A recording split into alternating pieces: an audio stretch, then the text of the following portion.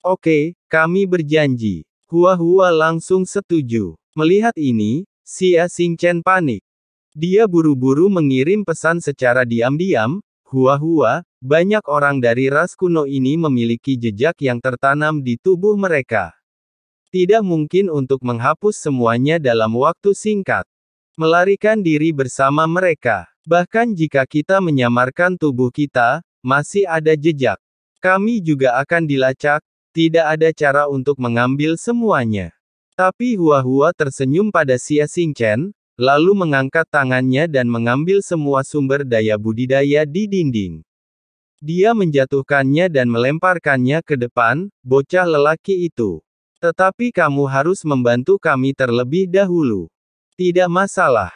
Bocah lelaki kuno itu maju 2 langkah, mengambil napas dalam-dalam, lalu membuka mulutnya, dan seteguk besar cairan keluar, seperti air, kolom, itu dimuntahkan dari mulut dan digabungkan ke dalam sumber daya budidaya.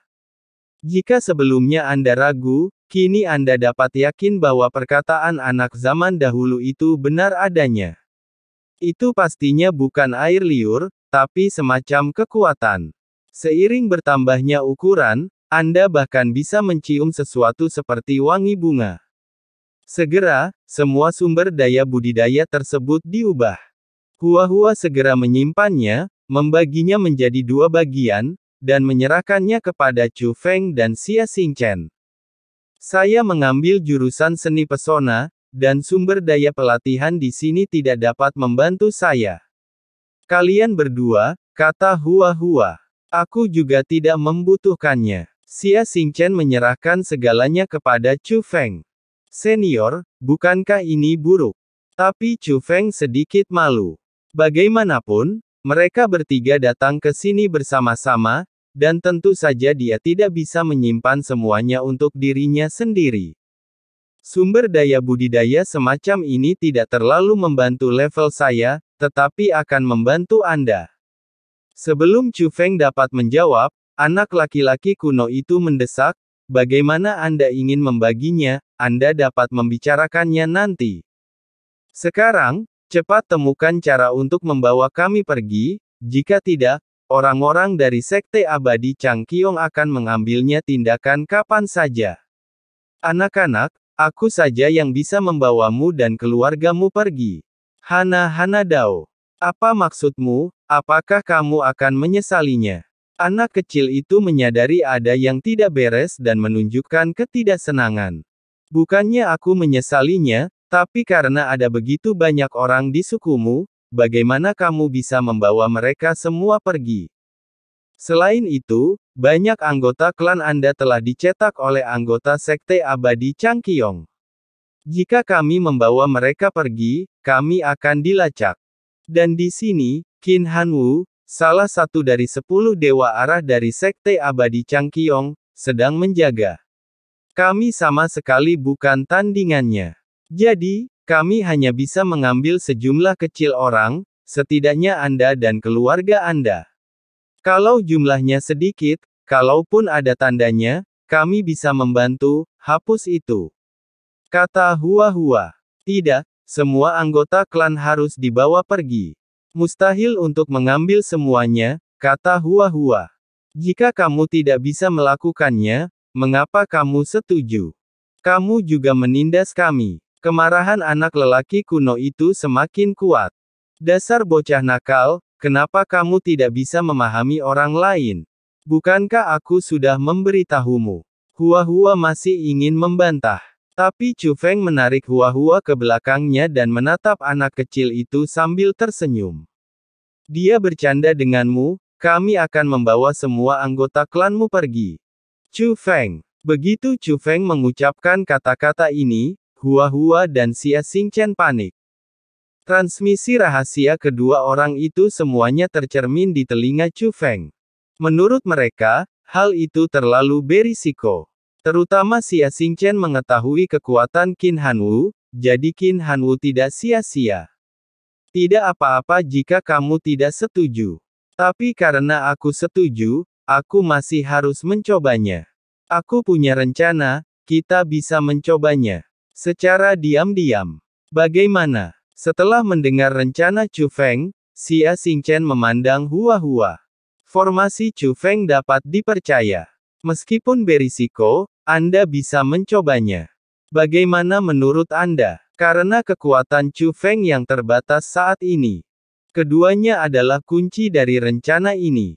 Tentu saja aku percaya pada Chu Feng.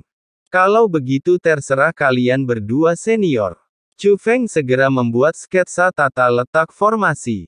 Hua Hua pun segera mulai mengatur formasi. Aku belum tahu bagaimana memanggilmu. Chu Feng memandang anak lelaki kuno itu. Katakan padaku dulu, siapa namamu? Tanya anak lelaki kuno itu. Chu Feng. Meskipun Chu Feng memiliki wajah yang menyamar, dia tetap memberi tahu anak kecil itu nama aslinya. Kau bisa memanggilku, Raja Baru, kata anak lelaki kuno itu. Raja Baru. Setelah mendengar nama ini, Hua Hua dan Xia Xingchen tidak bisa menahan senyum. Apa yang kamu tertawakan? Tanya anak laki-laki kuno itu. Tidak apa-apa, menurutku nama ini sangat bijaksana. Raja Baru, apa statusmu di klan? Tanya Chu Feng. Saya memiliki status khusus dalam klan, dan kata-kata saya sangat berbobot. Dengan kata lain, Anda dapat berkomunikasi dengan mereka dan mereka akan mendengarkan Anda. Tanya Chu Feng. Iya, anak kecil itu mengangguk. Kalau begitu kamu pergi dan berkomunikasi secara diam-diam dengan sukumu dan suruh mereka bersiap. Kemudian Chu Feng menceritakan rencananya kepada anak kecil itu. Oke, anak kecil itu setuju dan segera keluar. Aku akan mengikutinya.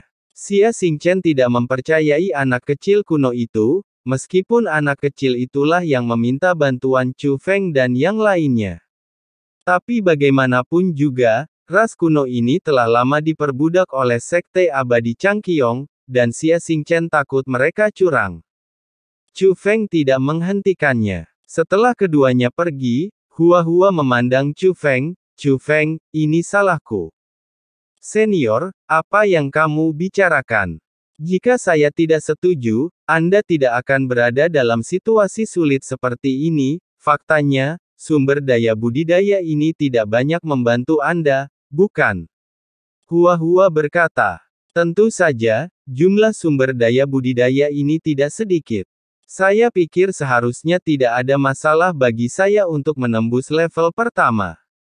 Terima kasih atas kerja kerasmu, senior.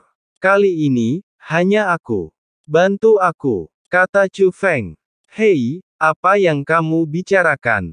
Kamu adalah penyelamatku. Ini hanya bisa dianggap sebagai pembayaran kecil.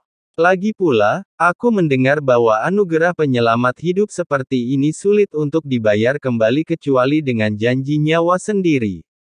Ketika Hua Hua mengatakan ini, dia sedikit pemalu, tapi dia tersenyum.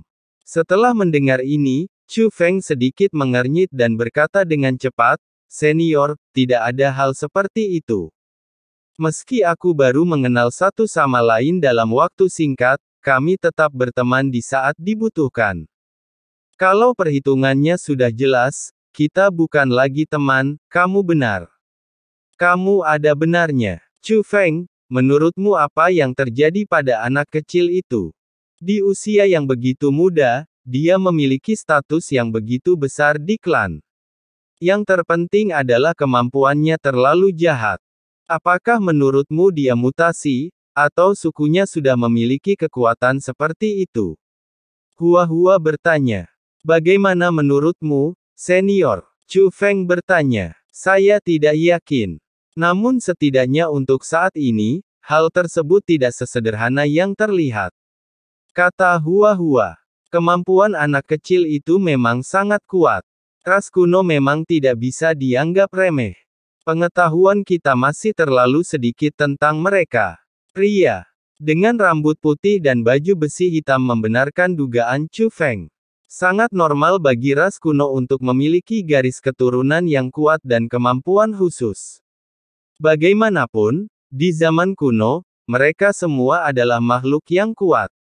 Dan para pembudidaya seni bela diri kontemporer lemah atau bahkan tidak memiliki darah di zaman kuno.